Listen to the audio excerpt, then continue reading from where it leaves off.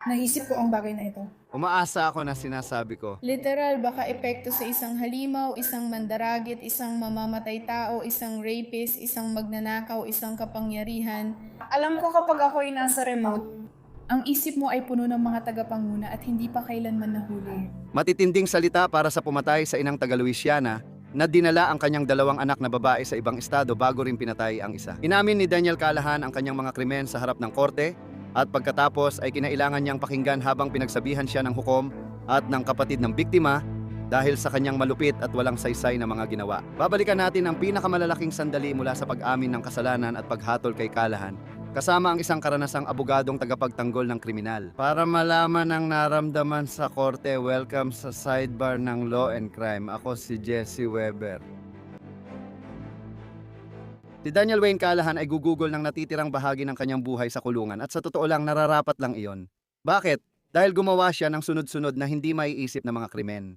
Tinaksak niya hanggang mamatay ang ex niya, saka dinukot ang dalawang anak nitong babae na 4 at 6 na taong gulang. Dinala niya ang mga bata mula Louisiana sa Mississippi bago niya patayin ang 4 na taong gulang. Naglabas ng Amber Alert para kina Erin at Jaylee matapos matagpo ang patay ang ina nilang si Callie Brunet sa bahay nila sa La Ronge, Louisiana noong Hunyo 2024.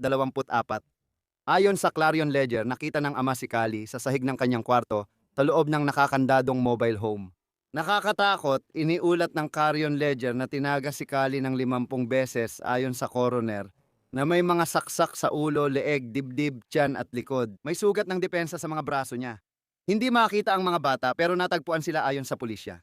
Noong Hunyo 13, 2024 mahigit 120 milya ang layo mula sa unang pinangyarihan ng krimen. Nahanap si Jaylee na buhay pero sugatan ayon sa Clarion Ledger. Sa kasamaang palad patay ang kanyang nakababatang kapatid na si Erin, ilang talampakan lang ang layo dahil sa suffocation.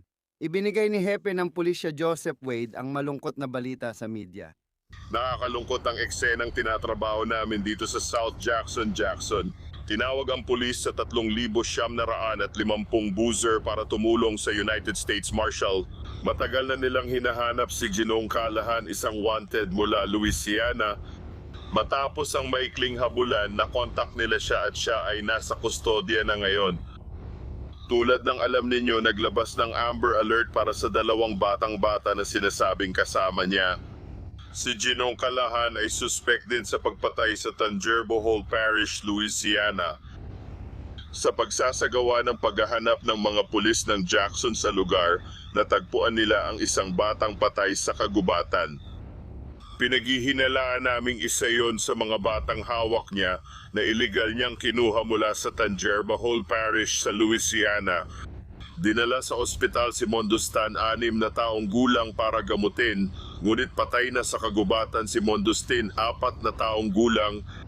Sinusubukan pa naming alamin kung paano siya namatay pero napaka-aktibo ng eksena dito ngayon, napaka-traumatiko, napaka-malungkot ang pagkamatay ng isang 4 na taong gulang na bata.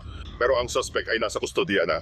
Ngayon nahuli na natin ang suspect na si Daniel Callahan, nakakasuhan sa 2 estado at sa federal na korte.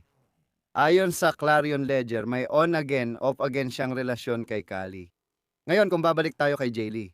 Nang siya ay matagpuan, agad siyang dinala sa ospital at sa huli ay muling nakasama ang kanyang pamilya. Habang mas maraming pulis ang nagsiyasat sa kaso, natuklasan nila kung gaano karami ang tiniis ng 6 na taong gulang na bata. Kailangan pa rin niyang tiisin dahil nawalan siya ng ina at kapatid na babae. Isang dokumentong naglalaman ng mga totoong batayan na inihain ng pamahalaang federal bilang bahagi ng pagsang-ayon ni Callahan na umamin ng kasalanan ay nagsasaad ng sumusunod na pahayag. Kailangang patunayan ng pamahalaan gamit ang forensic at digital na ebidensya, pati testimonya ng mga saksi at profesional sa medical. Noong Hunyo 12, 2024, naglakbay si Callahan mula Macomb, Mississippi, papuntang Aymet, Louisiana, sa silangang distrito ng Louisiana. Sa kaso ng adultong biktima, ginamit ang sariling sasakyan para sunduin si kasabwat isa. Pag-uusapan natin yan.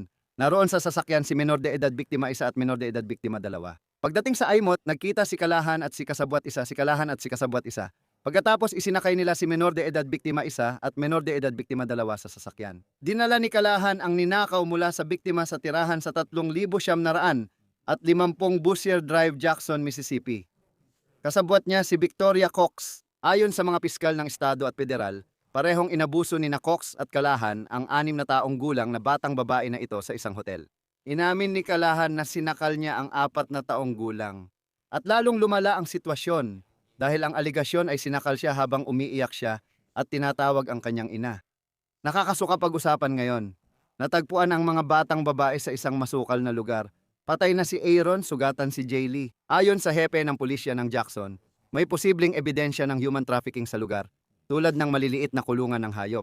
Ayon sa WJTV, nakipag-ugnayan ang pulisya ng Jackson sa Human Trafficking Division ng Mississippi Bureau of Investigation at Hinds County para suriin ang lugar. 3 araw bago ito maproseso at bago ang paglilitis, sabik si Kalahan makipag-usap sa mga reporter. Gusto kong marinig yun para dyan. Sa kasamaang palad. On Lexapro, sober, no drugs in my system, I did. Bakit mo pinatay ang 3 taong gulang na batang babae? Wala akong dahilan sa ginawa ko.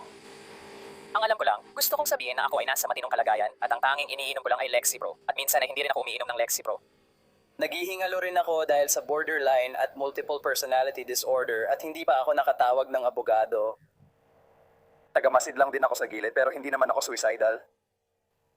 Sa tingin ko si Professor Lawa yon, sa tingin ko ang nanay iyon, sa tingin ko ito ay dahil sa estratehiya ng Lexapro. Pinatay mo ba ang nanay niya? Yan ang nanay. Nanay ni Aaron, sabihin mo sa akin. Nasa Reagan County Jail field ako, gusto ko ng interview. Nagsisisi ka ba sa ginawa mo? Talagang talaga? Nagsisisi ka ba sa ginawa mo? Papatayin ko ang sarili ko at gagawin ko talaga. Sinabi ko na sa kanila ang lahat ng ginawa ko at pumayag akong huwag labanan ito. Mabilis ang paglilitis. Kung ano man yon, Umaasa ka sa parusang kamatayan? Ginawa ko ito dahil pinakamadali para sa akin ang legal na iniksyon. Oo, ang Lexapro ay antidepressant na gamot para sa depression at pagkabalisa. Hindi malinaw kung bakit tinukoy ito ni Kalahan, pero ang tila kagustuhan ni Kalahan para sa parusang kamatayan ay hindi matutupad. Hindi, sa halip umamin siya ng kasalanan sa parehong korte ng Louisiana at Mississippi, pati na rin sa federal na korte. Gugugulin niya ang natitirang bahagi ng kanyang buhay sa kulungan na masasabi ko sa iyo ay hindi magiging madali. Ngayon, gusto naming ibahagi sa inyo ang kasong ito. At ang dahilan kung bakit namin ito magagawa ay dahil sa suporta na natatanggap namin mula kina Morgan at Morgan. Ang pinakamalaking injury law firm sa Amerika, ang aming sponsor, ito ay isang firm na may higit sa 1,000 abogado. Alam mo kung bakit sila malaki dahil madalas silang manalo. Nakabawi sila ng higit 25 bilyon para sa mahigit 500,000 kliyente sa loob lang ng ilang buwan. Isang kliyente sa Florida ay tumanggap ng 12 milyon matapos alukan ng insurance company ng 350,000. Sa Pennsylvania, isang kliyente nakatanggap ng 26 na milyon 40x higit sa 6 naraang 50,000 na alok ng insurer. Isa pa ay tumanggap ng 29 na milyon. Matapos alukin ng 500,000 kahit di milyon ang halaga ng kaso mo, subukan mo pa ring magsampa ng claim. Ipaglaban mo ang nararapat at pinadadali ng Morgan at Morgan ang proseso. Pwede kang magsimula ng claim sa telepono gamit ang 8 pindot. Kung nasugatan ka, mabilis ang proseso. Sa 4thepeople.com/LC. Sidebar. I-click ang link sa ibaba o iscan ang QR code sa screen. Noong Agosto sa federal na korte sa New Orleans, inamin niya ang kasong kidnapping na nagresulta sa kamatayan at pagdadala ng menor de edad para sa kriminal na sexual na aktibidad. Kapalit ng kanyang plea deal, pumayag ang pamahalaang federal na huwag itulak ang parusang kamatayan. Noong Biyernes, Setyembre 26, inamin niyang guilty sa first-degree murder sa korte ng Louisiana. Sa sumunod na Lunes, umamin siya ng guilty sa capital murder, sexual battery, at 2 bilang ng kidnapping. Pag-uusapan natin ang nakakatakot na kasong ito, pati na rin ang sinabi ng hukom, akusado at pamilya ng biktima noong hatol. At gusto kong gawin ito kasama ang criminal defense attorney na si Mauricio Padilla. Mauricio, maraming salamat sa pagbabalik dito sa Sidebar. Napakasama talaga ang kasong ito, pati ang kwento nito. Isa sa nakakakilabot sa kasong ito ay kung gaano kadali nagawa ni Kalahan ang ilan sa pinakabrutal na krimeng na pag-usapan natin. Sabay-sabay pa at parang wala lang sa kanya ang lahat ng ito. Ano ang opinion mo tungkol dito? Alam ko naman, isa sa mga sagot niya ay parang, hindi, naka-Lexapro lang ako, hindi ako lasing, ginawa ko talaga. Nakakagulat na binigyan siya ng ganitong kasunduan ng Louisiana, lalo na sa bigat at perverse ng mga krimen at sa mismong estado ng Louisiana. Sa tingin ko, may magandang abogado na pumasok o kung ano man kasi inasahan ko na ipipilit nila ang death penalty sa ganitong kaso. Nabanggit mo ang abogado. Sabi ni Kerry Kutya, abogado ni Kalahan. sa mga reporter nung Agosto. Alam mo ba kung ano? Handa si Callahan sa responsibilidad. Sabi niya, 14 na buwan na ang lumipas. Sa tingin ko, nakita mo si Daniel Callahan noon sa kalagayan niya. Nasa ligtas siyang kapaligiran, tamang nutrisyon at gamot ang nakukuha niya. Kitang-kita mo ang malaking pagbabago sa kanya. Ano ang masasabi mo dito? Walang pakialam ang mga tao. Kung pumatay ka ng bata, ibig kong sabihin, mas malala pa yon kaysa pumatay ng pulis. Kung pumatay ka ng bata, ang karamihan ng mga tao gusto kang mamatay, period, ayaw nilang makulong ka lang habang buhay. Ganun lang. Maraming tao ang galit sa kwentong ito at sa katotohanang nakaiwas siya sa parusang kamatayan. Isa akong abogadong nagtatanggol ng mga kriminal, kinailangan kong ipagtanggol ang mga taong nahaharap sa parusang kamatayan, kaya laban ako sa parusang kamatayan, pero ako ang exception. At sa tingin ko, sa isang estado tulad ng Louisiana, iniisip ko na nakakatanggap sila ng maraming pagtutol mula sa mga taong ganun ang iniisip. Ang nararapat na parusa sa taong gumawa ng ganitong krimen ay kamatayan. Ngayon, sasabihin ko sa iyo, habang buhay siyang makukulong sa maximum security na bilangguan sa pinakamalupit na lugar sa Estados Unidos. Ang makulong sa Louisiana ay napakahirap at para sa akin mas malala pa ito kaysa sa makulong sa kahit anong ibang estado. Nagkaroon na ako ng mga kliyente na umamin sa mga federal na kaso para lang maiwasan ang mga kasong estado sa Louisiana. Kaya kilala itong napakahirap na kulungan, lalo na kung nagsisilbi ka ng sentensya sa malupit na pagpatay ng bata. Hindi kailanman magiging ligtas ang buhay mo, lalo na sa isang lugar tulad ng Louisiana. Pupunta sana ako sa sentensya, pero bakit ganon? Dahil lang ba? Sobrang sama at marahas ang mga kondisyon. Ay, oo nga pala, gaya ng sabi mo, wala talagang maaawa sa taong to. Pero gusto ko lang malaman, bakit nga ba sobrang sama dyan? Well, ibig kong sabihin, una sa lahat, ang Louisiana ay, alam mo na, parang sa tingin ko, pangatlo ngayon pagdating sa mga pagpatay. Pero dati, ito ang number 1. Yun ang tinutukoy ko. Sa loob ng dekada, pinakamataas ang crime rate dito. Dahil dito, siksikan ng kulungan at karamihan ay may kasong marahas, kaya maraming pagpatay at mamamatay tao. Mga limitation sa budget. Ang Louisiana ay hindi mayamang estado sa kahit anong paraan. Isa ito sa mga mas mahihirap na estado, kaya naapektuhan din ang sistema ng kulungan. Kaya kung nasa isang estado ka na hirap na nga sa budget at napunta ka pa sa kulungan doon, hindi talaga komportable ang lugar na yon, dagdag pa, mahirap talaga doon. At isa pa, ito ay isang lugar kung saan. Hindi ko akalain na magkakaroon ng simpatiya o pag-aalala ang correction officer sa mangyayari sa taong ito. Magugulat ako kung matatapos niya ang sentensya niya na walang parusa mula sa ibang preso. Kaya pag-usapan natin kung ano ang nangyari sa taong ito. Sige, tingnan natin ng mas malapitan kung ano ang nangyari sa isang korte sa Jackson, Mississippi noong Setyembre 29. Bibigyan ko kayo ng babala, hindi maganda ang audio mula sa korte. Pakinggan ninyo ang unang bahagi. Ang testimonyo mo ay katotohanan, buong katotohanan at wala ng iba. Opo, ma'am. Ngayon, alam mo walang karapatan ng masama o ang may sala. At ang hatol ng korte na ito ang magiging pinal na hatol. Naintindihan mo ba? Tatanggapin ka ng korte at sasabihin na maaari ka ng magbihis. May pumilit ng hikayat o nangako ba sa'yo para umamin ka ngayon ng kasalanan? Hindi. Ngayon, Mauricio, habang binabasa sa kanya ang mga karapatan at tinitiyak na nauunawaan niya ang pag-amin ng kasalanan, bakit ito mahalaga? Nakakita ka na ba ng sitwasyon dati na parang alam mo nasa record? Sa papel may akusadong kriminal na umamin ng kasalanan. Pero may mga abogado na nagsasabing, hoy, hindi talaga niya alam ang isinusuko niya dahil hindi ito naipaliwanag ng maayos ng kanyang abogado at ng korte. Ibig kong sabihin, nakakita ka na ba ng pag-amin ng kasalanan na nabaligtad? Ako hindi ko pa nagawa pero nakita ko nang may sumubok at may mga nagtagumpay. Maraming sumusubok nito at nililinis ang sarili sa pag-amin ng kasalanan kapag hinaharap ang epekto sa immigration. May mga tao na kahit 5 taon nang nag-plead guilty sa felony biglang gustong i-deport dahil dito. Madalas makita ang mga tao na bumabalik at sinasabing, hoy, hindi ko alam kung ano ang tinutukoy ko noon. Kaya may sunod-sunod na mga kaso na lumabas at sa tingin ko, apelido ko pa ngayon, sa tingin ko si Palia ang akusado. Matapos ang kasong yon, lalo na sa Florida, mas hinigpitan ng mga hukom ang proseso ng pagtatanong. Ngayon, kapag tinanong kanila ng sunod-sunod, kasama ang alam mo bang pwede kang ipa-deport kapag umamin ka ng kasalanan, ganun din sa federal na kaso. Gusto nilang maglaan ng oras para tanungin ka sa detalye kung pinipilit ka, kung may nangako sa'yo at kung alam mong may epekto ito sa immigration mo. Gusto Gusto nilang matiyak na tapos ang lahat ng proseso para maiwasan ang reklamo sa hinaharap. Hindi ko alam ang particular na bagay na ito tungkol sa aking pag-amin ng kasalanan, kaya dahil hindi ko ito alam, dapat bawiin ang aking pag-amin ng kasalanan. Sa mga kasong pagpatay o mabigat na krimen na pwedeng humantong sa parusang kamatayan, mas mahigpit ang proseso. Gusto nilang masigurado na hindi mo na mababawi o matatanong pa ang pag-amin mo ng kasalanan lalo na dahil mabigat ang krimen.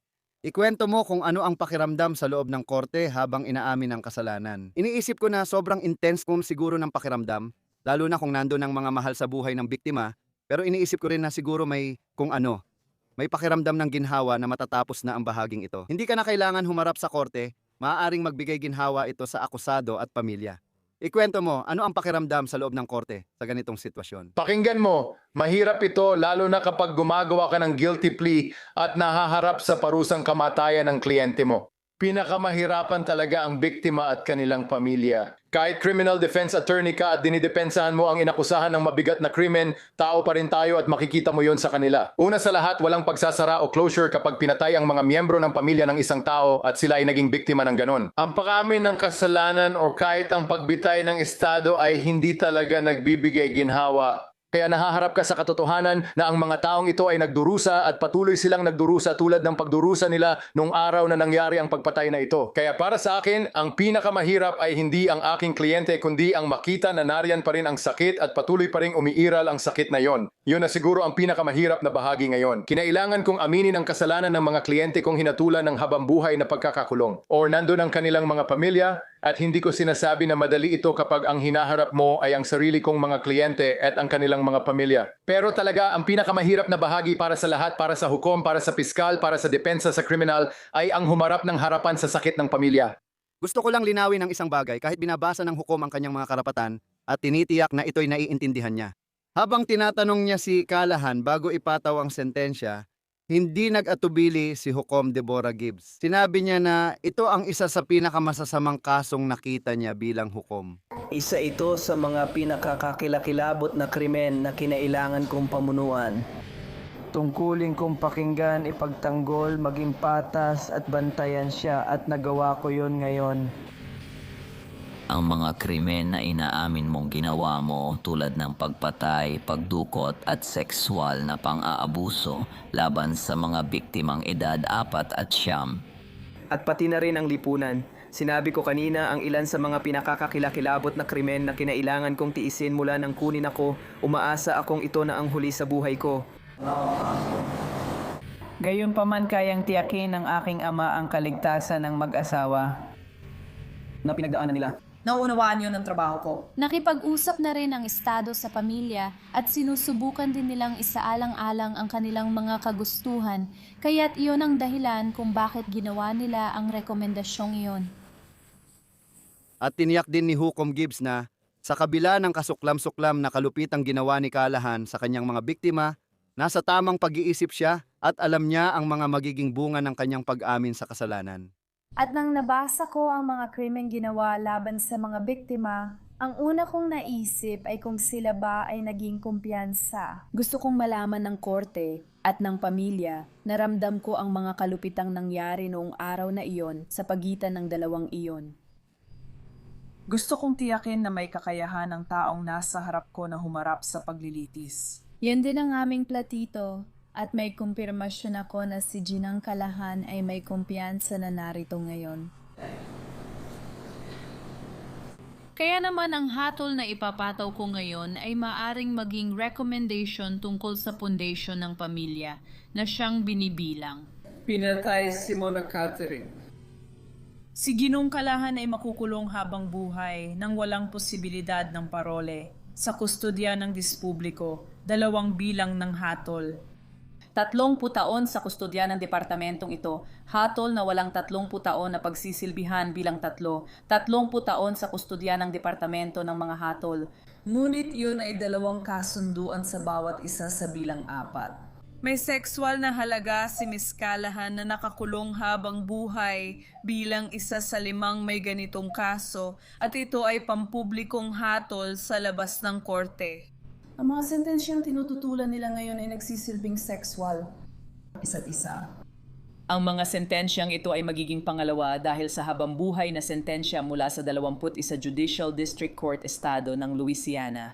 Kaya kung sakaling hindi mo nakuha yon, si Kalahan ay hinatulan ng habambuhay na pagkakakulong para sa kasong capital murder at sexual battery at tig 30 taon para sa bawat kaso ng kidnapping. Ang sentensyang iyon ay sunod-sunod na ipapataw sa habambuhay na sentensya sa Louisiana at sa inaasahang federal na habambuhay na sentensya sa pagdinig ngayong taon. Ayon sa korte, gugugulin ni Kalahan ang natitirang buhay niya sa Louisiana State Penitentiary sa Angola. Kaya, Mauricio, pinag-usapan mo kung gaano kasama yon, pero gaano rin kalaki ang epekto nito kapag may isang taong hinatulan ng maraming habambuhay na sentensya. Oo, sa isang banda, hindi nito binabago ang praktikal na realidad ng pagdadaanan niya. Pero ito ay simboliko. Mahalaga pa rin ito dahil hindi ba't sinasabi natin na tinatrato natin ang bawat kaso ng paisa-isa? Bawat sentensya ay tinatrato natin ng paisa-isa. Hindi natin ito pinagsasama-sama. Ito ay sinusentensyahan siya para sa mga krimeng ginawa niya. Oo, mahalaga ito dahil dito, alam mo, makikita ng lahat kung anong krimen ang napatunayan mong ginawa at ang nararapat na sentensya para rito. Sang-ayon ako sa iyo, lalo na sa pagkakaroon ng hukom tulad ni Hukom Gibbs sa Felony Court ng Louisiana. Kung para sa kanya iyon na ang pinaka nakakatakot, malaking bagay na iyon. Ang tinutukoy ko, kilala ko ang mga piskal na kinuha matapos ang Katrina para sa mga kasong pagpatay. Hindi lang isa kundi marami silang hinire na bihasa. Trabaho nila ang asikasuhin ang mga kaso ng pagpatay para ipakita kung gaano karami ang pagpatay sa Louisiana pagkatapos ng Katrina. Hindi ito gaya ng isang hukom sa karaniwang lugar. Para sa kanya, malaking pagkakaiba ito. Isa ito sa pinakamalalang krimen. Malaking bagay na manggaling iyon sa kanya. Kung pupunta siya sa Angola, tiyak na iyon ang pinakamasamang kulungan sa United States. Sa palagay ko, hindi naman naging issue iyon. At iyon na ang pinakamasama sa nakalipas na 30 o 40 taon. Kaya pupunta talaga siya sa pinakamasamang lugar, kinasuhan ng pinakamalulupit na krimen. At kapag inisip mo ang desisyon na ginawa ng pamilya, sang-ayon ako doon. Dahil kung hindi nila ginawa ang alok na ito, mapipilitan talagang umabot ito sa paglilitis na sana'y naging mas mahirap pa. Ang pamilya ng biktima ay mapipilitang dumaan sa buong proseso ng paglilitis, sa media na kasama nito at sa mga apela. Kahit na sinabi ko na walang tunay na pagsasara kapag naging biktima ka ng ganitong uri ng krimen.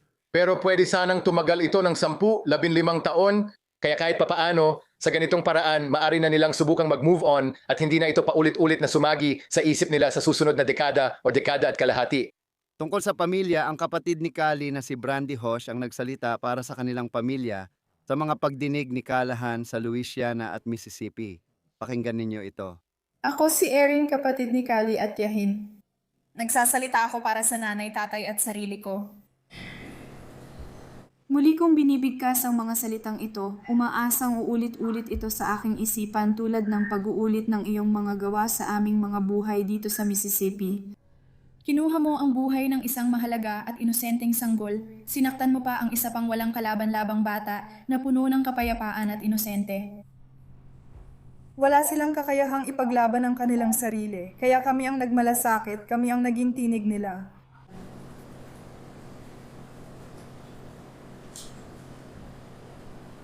Matagal ko na ring iniisip kung ano ang sasabihin ko. Magkakaroon ba talaga ito ng epekto sa isang halimaw, isang mandaragit, isang mamamatay tao, isang rapist, isang magnanakaw, isang duwag? Lahat ba ng bagay ikaw? Hindi mo lang ninakaw sa amin sina Kali at Erin Flies, kundi ninakaw mo rin ang inosente, kapayapaan, at buhay sa aming pamilya. Ang butas na iniwan mo ay hindi na mapupunan at ang sakit na dulot mo ay umaabot at kumakalat lampas pa sa anumang pansin. Habang buhay na kaming nagbago sa pinakamasamang paraan. Dahil sa'yo, wala kang mga galamay, wala kang kaluluwa, isa kang demonyo. Walang araw na lumilipas na hindi kami malungkot, naliligaw, galit o nasusuklam dahil sa'yo. Sana tuwing ipinikit mo ang iyong mga mata, mapuno ang isipan mo ng mga bangungot at hindi ka kailanman makaranas ng kapahingahan. Sana tuwing nagigising ka, wala kang kahit anong bagay na aabangan o ikatutuwa. Muli, kapag tiningnan mo ang sarili mong mga kamay, sana hindi mo makalimutan ang mga nagawa nila. Yang dalawang kamay na yan ginamit sa pagpapahirap at marahas na pagkitil ng buhay ng isang anak, isang ina, isang kapatid at isang kaibigan, pati na rin ang huling hininga ng isang 4 na taong gulang na inosenteng bata. Kinuha mo ang kanyang buhay dahil natatakot siya at umiiyak, tinatawag ang kanyang ina, ang kanyang tagapagtanggol, ang kanyang mundo. Hindi na ito mababawi, makakalimutan, mapapatawad o kahit kayanin. Sana hindi ka magkaroon ng kahit isang sandali ng kapayapaan sa buhay mo. Habang pinapanood ko ang pamangkin kong sinusubukang mabuhay ng walang nanay, kapatid at matalik na kaibigan, nasusuka ako sa ginawa niya. Linawin natin, Daniel, ang buhay mo ay pinalampas lang para maprotektahan ang pamangkin ko na hindi ka na niya makita muli. Hindi mo karapat-dapat ang biyayang ito. Pinapanood ko ang pamangkin ko habang tinitingnan niya ang mga litrato ng nanay at kapatid niya dahil iyon na lang ang natira sa amin dahil sa'yo. Tinanong niya ako, Nani, magbabayad ka ba sa ginawa mo sa amin? Sabi namin sa kanya, oo, magbabayad ka. Maaring wala kang parusang kamatayan ngayon, pero magbabayad ka. Naniniwala ako dito. Sabi ni Apostol Pablo,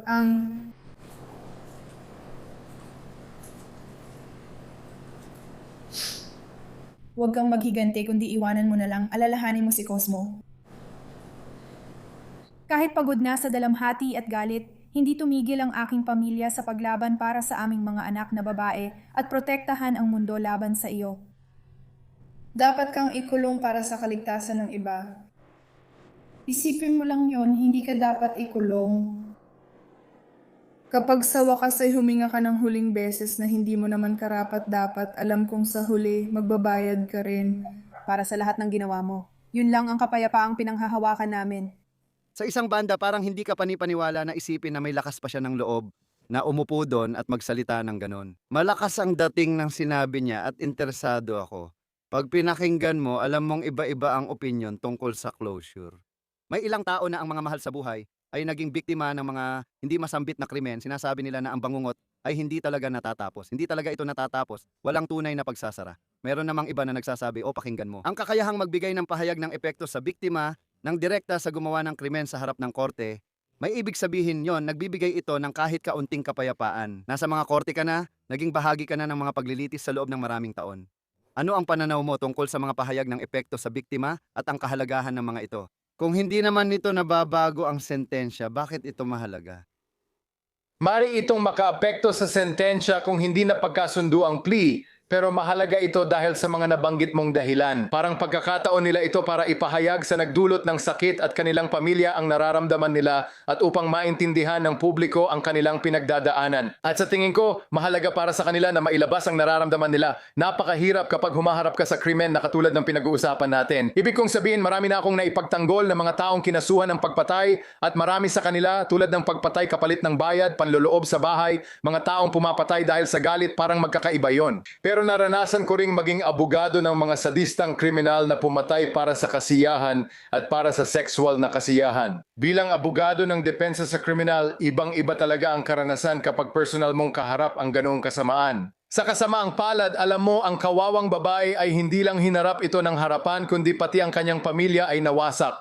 At kailangan niyang, alam mo, tipunin ang lakas ng loob para tumayo sa harap niya at ipahayag kung ano ang nararamdaman niya. Kaya kahit sinabi ko na talagang walang tunay na pagsasara o closure, ang isang bagay na ganoon ay tiyak na makakatulong sa kanya na subukang, alam mo, magpatuloy sa kanyang buhay sa abot ng kanyang makakaya ngayon. Nabanggit ko dati na si Callahan ay may di umano'y kasabwat, si Victoria Cox, kaya isang grand jury sa Mississippi ang nag-akusa sa kanya ng capital murder, kidnapping, sexual battery, parehong mga kasong hinarap ni Callahan. Nag-plead siyang not guilty kaya magsisimula ang paglilitis niya sa Mississippi sa Disyembre. Mas maaga ngayong taon, iniharap din siya sa korte sa Louisiana bilang kasabwat matapos ang pagpatay. May mga kaso rin siya doon. Unang antas ng pagpatay, pinalalang pagdukot sa bata, at pangalawang antas ng pagdukot.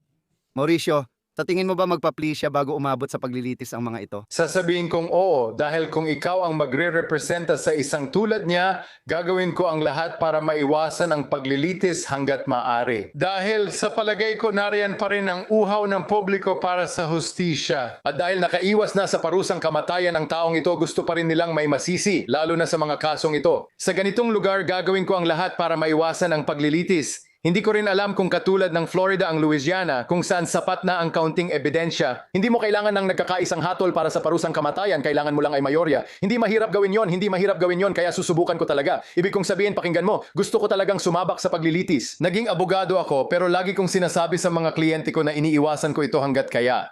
Kasi kapag ang kalayaan o buhay mo ay nasa hurado, di mo alam ang mangyayari. Kahit matagal ka nang nagpa-practice tulad ko, masasabi mo rin yan. May mga kasong dapat panalo ako pero natalo at meron ding dapat talo pero nanalo. Kaya hindi mo talaga mahula ng mangyayari sa harap ng hurado. Nakakatuwa, sinabi mo na may mga kaso kang napanalunan na dapat natalo ka. Nakakatuwa yon, inamin mo yon. Tingnan mo Mauricio, ito ay makikita natin kung ano ang desisyon niyang gawin. Napakasamang kaso ito pero nagpapasalamat ako na pumunta ka rito at ipinaliwanag mo ulit sa amin. Talagang nakakalungkot. Ipinagdarasal namin ang pamilya na maging maayos sila sa susunod na kabanata. Salamat Mauricio. Salamat sa pag-imbita sa akin. Yan lang muna ang handog namin ngayon sa Sidebar. Salamat sa pagsama at huwag kalimutang mag-subscribe sa YouTube, Apple Podcast, Spotify o saan mang podcast platform. Sundan ako sa X or Instagram. Ako si Jesse Weber. Magkita tayo sa susunod.